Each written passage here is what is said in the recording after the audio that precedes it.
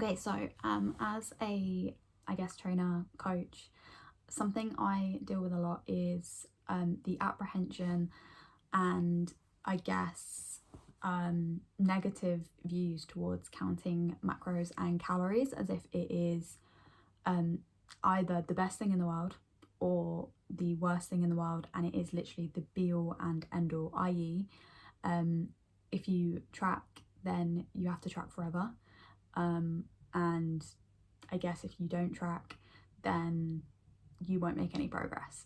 There are people who feel like they need meal plans. There are people who feel like they don't know what they're doing.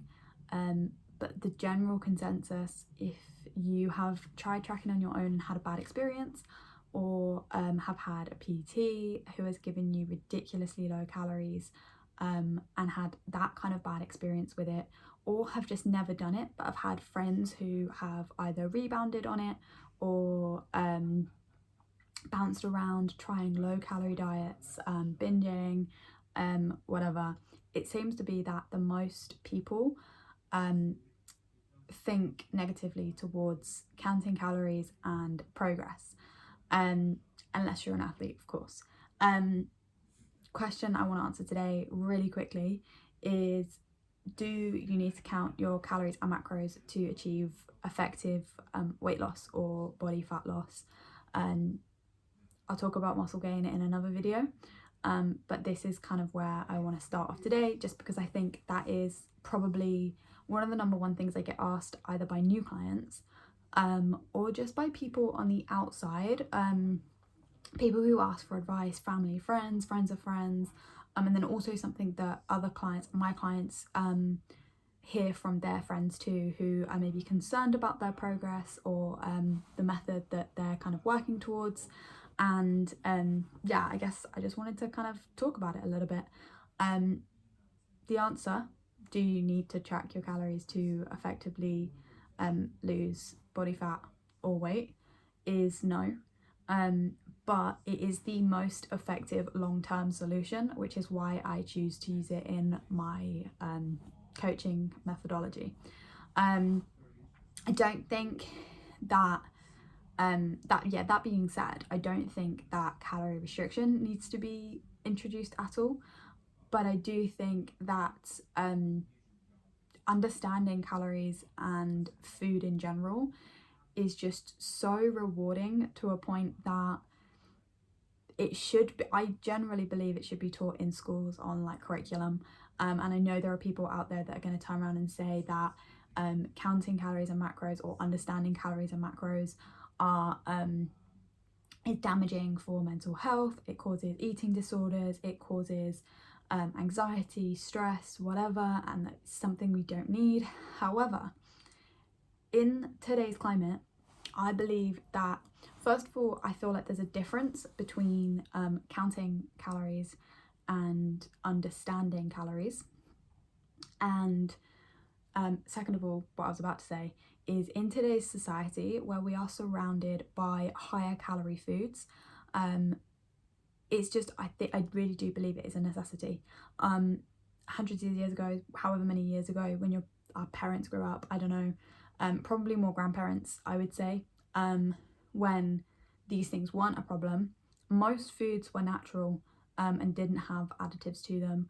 Yes, you still had higher calorie, higher fat foods that they may sustained on, but they also didn't have the array of fast food options, eating out options, sugary, chocolatey options, which generally speak to a higher calorie diet. Obviously, there are variables in all of this, but my point being, where in today's society, working with my clients, most of my clients eat out for the majority of their meals throughout the week.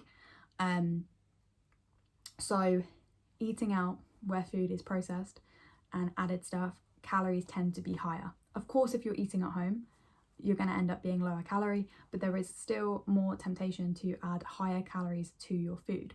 Point being that 100 years ago, it wasn't as necessary because the options weren't there. You didn't have going out for breakfast or popping to the coffee shop and grabbing coffee on your lunch break with the temptation of the flapjack or the croissant, or the lunchtime going out, or you get the picture. I'll move on. I just think understanding food is so valuable, and that's why I use it in my practice. So although it is not necessary, you can still lose weight. It's just about decreasing your calorie intake, increasing, if necessary, your calorie expenditure. The most effective long-term way is to understand the food that you're putting in your body. Just like understanding your body will serve you better in gaining muscle, losing weight via kind of exercise, preventing injury. The understanding part of it is the part that serves you in the future. If I asked any of my clients, if I gave them butter, maybe an avocado, and I don't know, I'm really not working, butter and avocado, and I said to them, which one is higher calorie, they would be able to tell me, as in portion wise. Most people do not understand the difference between a higher calorie food and a lower calorie food, other than something, unless I gave you like an apple and a cheeseburger, like kind of obvious. And that's kind of the difference here. Macros is a whole different world. Won't go into that today. Same kind of principle, but understanding how your food fuels your body, how it's made up, and how it impacts your day is just so valuable in the long term. And if we don't learn and we don't understand, then how are we then going to teach our children, grandchildren, whatever, when it comes round to it, and they have even more temptation than we have right now? Because I really do think that's a really big part of it. So when people talk about calorie counting, macro counting, calorie controlled diets being negative, impacting mental health in the wrong ways, I really do think we need to come back to this whole point of understanding. As I said at the beginning, my clients do not have set calories that they have to hit each day. We give maybe ranges, and I say this is where kind of your body should be based on averages, but we're always aiming for more. We're always aiming for that to be higher, so that you have food freedom, essentially. That's what people call it. You don't have to worry about what's in your food, and that's, I guess, that really. I feel like there's more I need to say, but I'm gonna end up going on a whole rant if I keep continue talking about this. So, answer to your question, to summarize, do you need to? No. Is it more effective? Yes. Not because it's more accurate, but because it teaches you in the long run how to fuel your body and how to eventually have a more sustainable lifestyle, essentially. I will be back with another video another time, but if you have any questions, please do let me know. Send me an email, comment down below, and I look forward to talking to you a little bit more about this later.